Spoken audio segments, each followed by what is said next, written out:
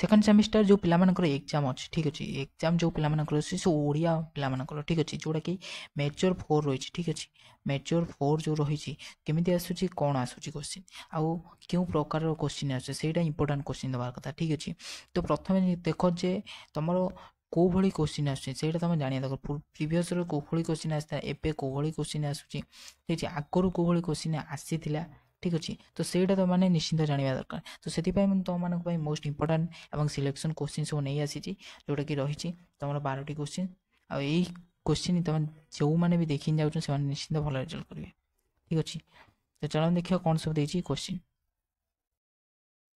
प्रथम तो देख तुम कौन देला ना मध्ययुगीय ओडिया साहित्यर सामाजिक पृष्ठभूमि संपर्क में आलोकपात कर ठीक अच्छे तो ओडिया साहित्य कौन क्या कहुए यहाँ भल भाव देखी जाइए ठीक अच्छे तापर गोटे जिन देख ये तुमको सेकेंड क्वेश्चन जोटा देती देख सेम ही क्वेश्चन पकाऊँ आउ ता रिलेटिव ही पकाऊँ माने ओडिया साहित्यर पृष्ठभूमि संपर्क में सविस्तृत आलोचना कर देख ये कौन देखिए पृष्ठभूमि संपर्क आलोकपात कर सविस्तृत ये कौन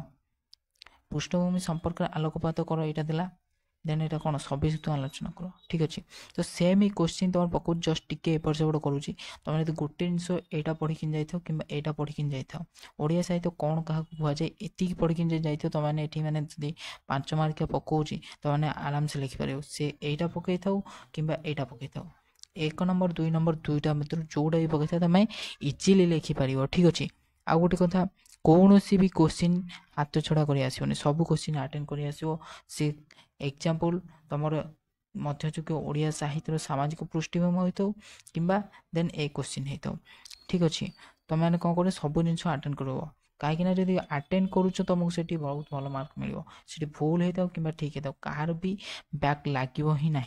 ठीक अच्छे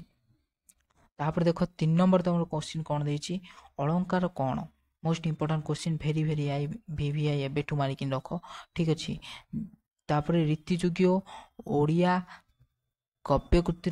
यह सफल प्रयोग संपर्क विशद वर्णना कर ठीक अच्छे काव्यकृति कौन सफल संपर्क में तुम विशद वर्णना कर यहाँ भी मोस्ट इंपोर्टाट क्वेश्चन बारंबार आसूसी एबेठू तुमने देखिक निश्चिंत जाइथिबा दरकार तापर देख कौन तुम देला देन देख 4 नंबर देख कौन आसला मोस्ट इंपोर्टाट एगुड़ा ही भितर आसो जो मैंने एबेठू ये सब क्वेश्चन देखी जाऊँ एग्जाम रे बहुत ही भल रिजल्ट कर देख रसर संज्ञा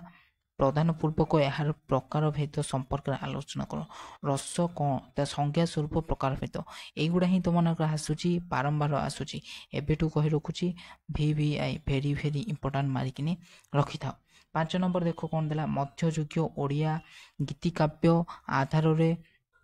कोइलूर स्वरूप आकलन कर ठीक अच्छे ये भी मोस्ट इंपोर्टाट क्वेश्चन कहीं कहूँ कहीं क्वेश्चन सब तुम बारंबार आसूसी मत तुम परीक्षा युड़ा ही सब आसो ठीक अच्छे देन देख तुम 6 नंबर कौन देला मध्ययुग प्रचलित ओडिया गद्यधारा संपर्क में सविस्तृत विवरणी प्रदान कर यहाँ भी मोस्ट इंपोर्टाट क्वेश्चन एवं सिलेक्शन सिलेक्शन जो गुड़ाक कहुच्छी इंपोर्टाट सी आउ तमें मैंने युड़ा ही सब देखी जा दरकार सब कहूँ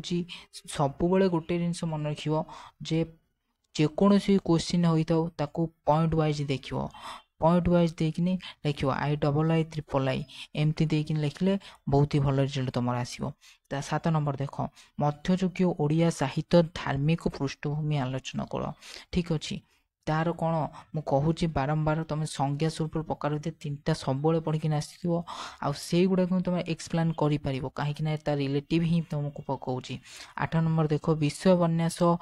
कौशल किभली रीति साहित्य को सौंदर्यमंडित करिछि ताहा तुम एठी विचार करिवो ठीक अच्छे यहाँ भी इंपोर्टाट तुम रही देन देख कौन देला ना मध्ययुगीय काव्यर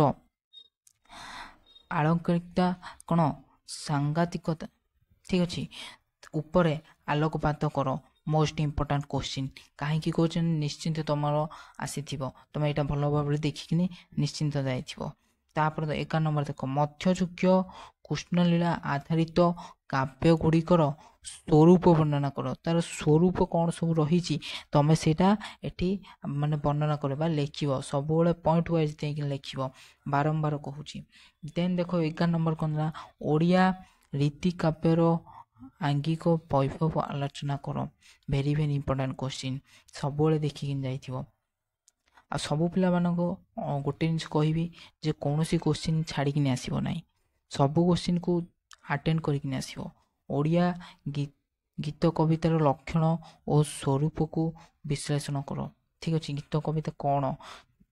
କାହାକୁ କୁହାଯାଏ, ଏଗୁଡ଼ା ସବୁ ନିଶ୍ଚିନ୍ତ ଦେଖିକିନି ତୁମେମାନେ ଯାଇଥିବ। ଠିକ୍ ଅଛି, ତ ଏଇସବୁ କ୍ୱେଶ୍ଚିନ୍ ହିଁ ତୁମମାନଙ୍କର ଆସିବାର ଅଛି। ତ ଏଇସବୁ କ୍ୱେଶ୍ଚିନ୍ ତୁମେମାନେ ଦେଖିକିନି ନିଶ୍ଚିନ୍ତ ଯାଇଥିବ। ଆଜି ପାଇଁ ଥିଲା ଏତିକି ଭିଡ଼ିଓ। ଆଶା କରୁଛି ତୁମମାନଙ୍କୁ ଭିଡ଼ିଓଟି ଭଲ ଲାଗିଥିବ। ଯଦି ଭିଡ଼ିଓଟି ତୁମକୁ ଭଲ ଲାଗିଥିବ ତାହେଲେ ଭିଡ଼ିଓକୁ ଲାଇକ୍ କରିବେ, ଚ୍ୟାନେଲକୁ ଆଗକୁ ଏଇଭଳିଆ ଭିଡ଼ିଓ ଦେଖିବା ପାଇଁ ଚ୍ୟାନେଲକୁ ସବସ୍କ୍ରାଇବ୍ କରିବେ। ଜୟ ହିନ୍ଦ, ବନ୍ଦେ ମାତରମ୍।